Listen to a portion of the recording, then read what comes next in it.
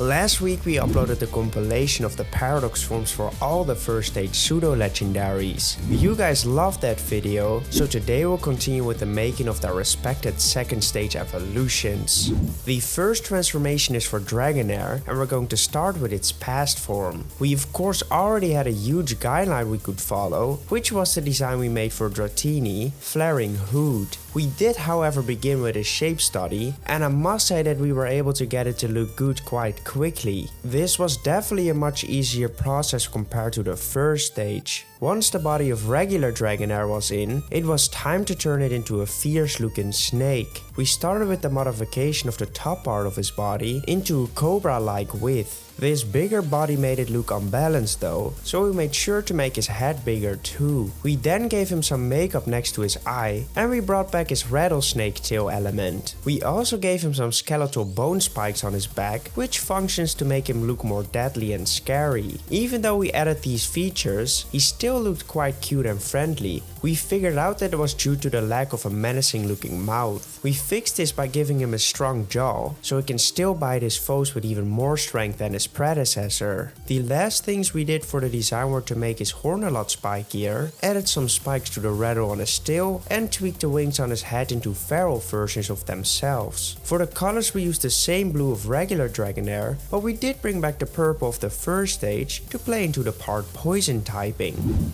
Bulking Venom, the Paradox Pokemon. This Pokemon is very resilient to venomous attacks, and due to its muscular body, it doesn't have to rely only on biting and can instead deal powerful attacks by whipping its tail. If Bulking Venom sinks its teeth into you, it will inject a lethal toxin that can be fatal to any organism in a matter of minutes. I think this line has a lot of potential to become something incredible, but I'm not yet sure how Dragonite will fit into this line. Our next drawing is the future form of Dragonair. For this piece we decided to stay a bit closer to the original Pokemon than we did for our previous piece. Luckily the shape study went by pretty nicely, and we were able to drop down a sketch that actually looked like a Dragonair. When it was time to add our futuristic elements, I made the decision to not only make it into a robotic version of itself, but I wanted to expand that concept. I managed to do so by adding a big fuel tank in the middle segment of his body.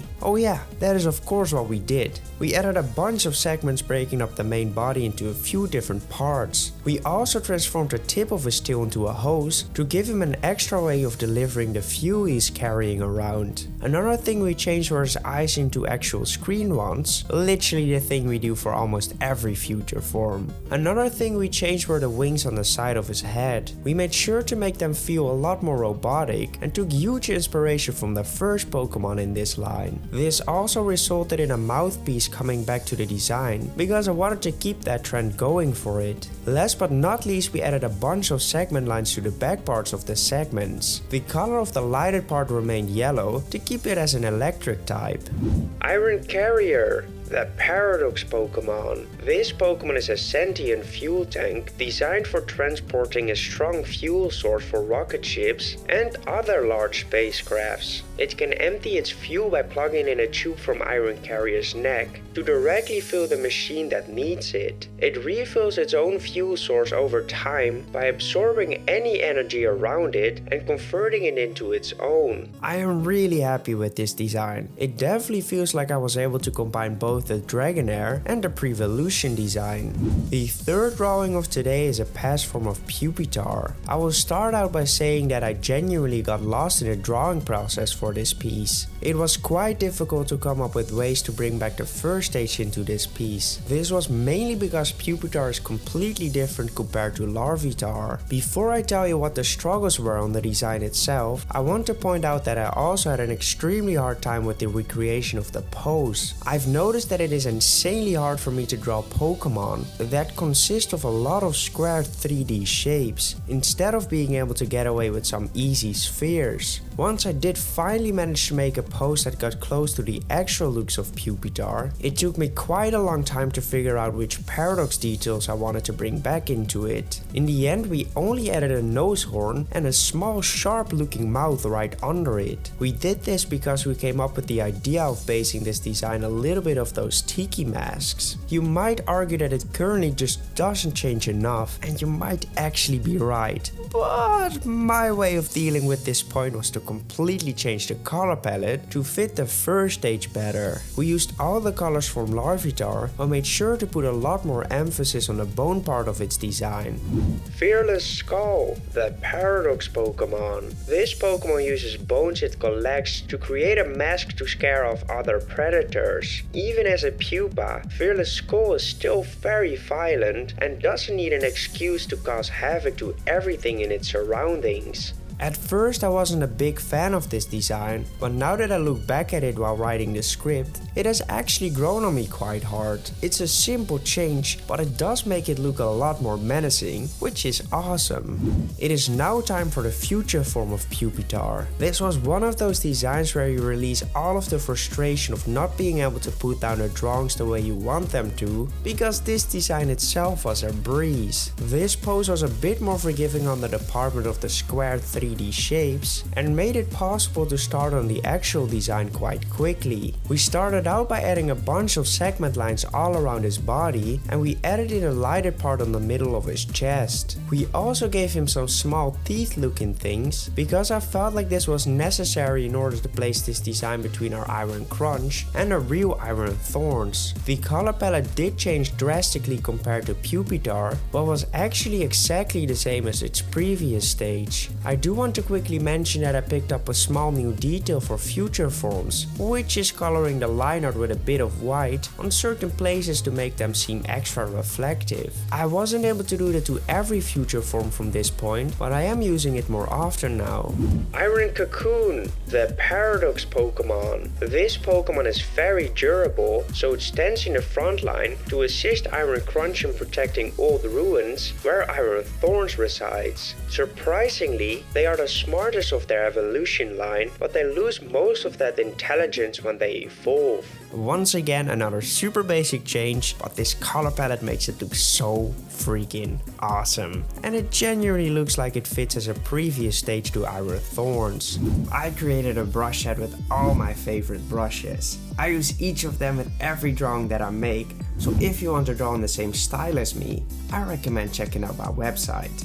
For only €5.99, you can get the Procreate brush set, which you will be able to use in Procreate. It includes an amazing line art brush, a highlight brush which instantly makes your pieces look a lot better, and many other fantastic brushes. I also want to have a written down version of how to create Paradox Pokemon. That's why I created this step-by-step guide. It's easy to follow, and I added a bunch more tips you can use while drawing. You will also get the work files of the 2 Paradox Pokemon we created, and I added 2 work files with just a line art so you can practice coloring and shading. This guide is also available for €5.99 on my website, but since I thought you guys might be interested in buying it together with the brush set, I made it into a combi deal for only €8.99 for the both of them. That is a 25% discount, so I know what I would do. Up next was a patch form for Shelgon. This was another design where I figured I would have quite a lot of trouble due to the execution of the 3D shapes needing to be perfect. However, the drawing process went by easier than expected. His body is basically just a big sphere with some extended parts to show the different segments on his body. This made us not even have to do a secondary layer of line art for the minor details of the Pokemon, and that made us able to quickly start adding the details of Roaring Moon into the design. We started out by adding some makeup under his eyes and by giving him some sharp underbite teeth. Our next step was to give him some sharp toes, and we added some feathers to the top of his limbs. We also brought back the cheek fur from both the first and the final stage. The next big thing we did was to add a tail onto the design, which makes for a smoother transition as the middle stage he is. The last changes we made were to change his facial structure into a more rough and fierce looking one by simply turning his shell into eyebrows and by adding a nose. We also added back the yellow markings to the inner parts of his legs, and we followed it up by adding in the colors. We once again went with the color palette laid out by both the first and the last stage of this line. Roughed Shell, the Paradox Pokemon. This Pokemon's shell is tough as steel with a rough surface. It has a hard time reaching out to bite foes, so it instead throws its large, heavy cell laugh at them. It spends most of its time eating and training, so it can evolve as soon as possible. I am once again super happy with this design. It definitely looks like Scaly Terror's evolution, and I will say that it will also make a past form of Salamence. But Nick, we already have Roaring Moon. What are you doing? I know, but Roaring Moon has drastic changes in his proportions. Don't get me wrong, Roaring Moon is awesome, but with having Salamence in my favorite team of 6, I have to draw him with the proportions I love so much. The 6th drawing of today is the future form of Shelgon. I didn't do anything crazy for this design. I wanted to keep it simple and just give it some interesting lore to place it into the direction of the first stage. Once the body and pose were ready, I only had to add some minor details like a lot of segment lines on his shell, the segmentation of his hind leg, the added toes on his front legs, and the one thing that was actually quite different, the addition of eyebrows. This feature made it able to add a lot more expression onto the drawing, and I think it fills up the empty middle part of his body quite well too. The last thing we added were some more segment lines onto the lighted parts on his shell, and it was time to play around with the colors. We only had 2 differences, which were the robotic grey colors and the blue color for his lighted parts. We did this to portray his water typing again. As you guys might know that the shiny future forms only get grayed out of their colors, but since he already had a grey color palette, we decided to make it into a dark ball of doom instead.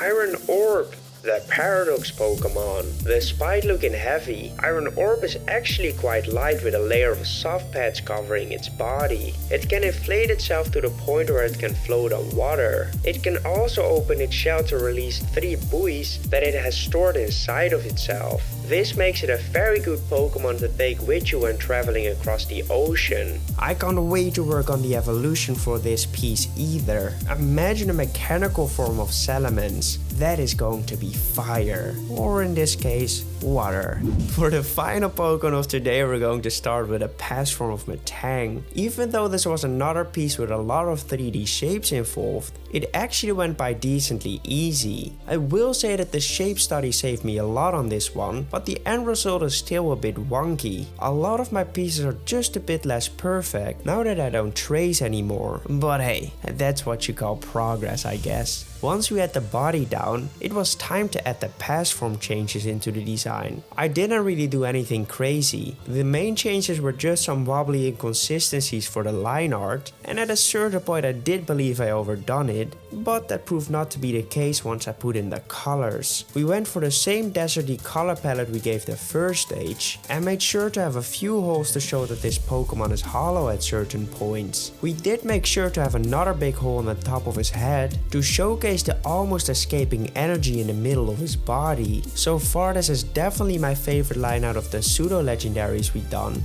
and I can't wait to see what the final evolution will look like. Righteous Rock, the Paradox Pokemon. The yellow energy core in this Pokemon's body functions as a heart, brain, and a weapon, so it must protect it to keep itself alive. Righteous Rock has been dubbed the legendary guard of Hoenn, for it is always seen hovering around ancient towers and ruins. Though it can use its energy core as an attack, that does leave it exhausted and vulnerable for a while, so it only uses it when it truly feels it's necessary. I could 100% see myself jumping on the back of this creature and just traveling the world with it. I also still really like the inverted shiny colors we gave this line. It is now time for the last drawing of today, the future form of Meltang. In a video of the first stage of this line, I mentioned that I wasn't sure if I wanted to keep going in that direction for this entire line, but you guys showed that you actually liked the design of Iron Warbot. We did have some people who said it may have been a bit too much, and I agree with that statement, but you know, sometimes you just gotta have some fun, right? We of course started with another shape study, but instead of trying to build out the pose from the reference, I decided to make one of my own. I knew I would be able to do that for this piece, because it wouldn't really matter if it would turn out to be a little wonky, because that is basically what this entire line is about. I did listen to the feedback of the wheel looking too much like a coin, so I swapped it into a ball to feel a bit sturdier. I know the pose might be a bit too symmetrical and front oriented, which Pokemon does not do themselves, but I do think that adds to the eerie feeling of this Pokemon. The colors remained completely the same, although I did consider adding a bunch more places for the lighted parts, but I wanted to stay true to the first stage and to the color palette of the line in general. The eyes remained red as well, but my chat did notice it started to look a bit too similar to a certain character out of Sesame Street. So here is Iron Elmo, the Paradox Pokemon!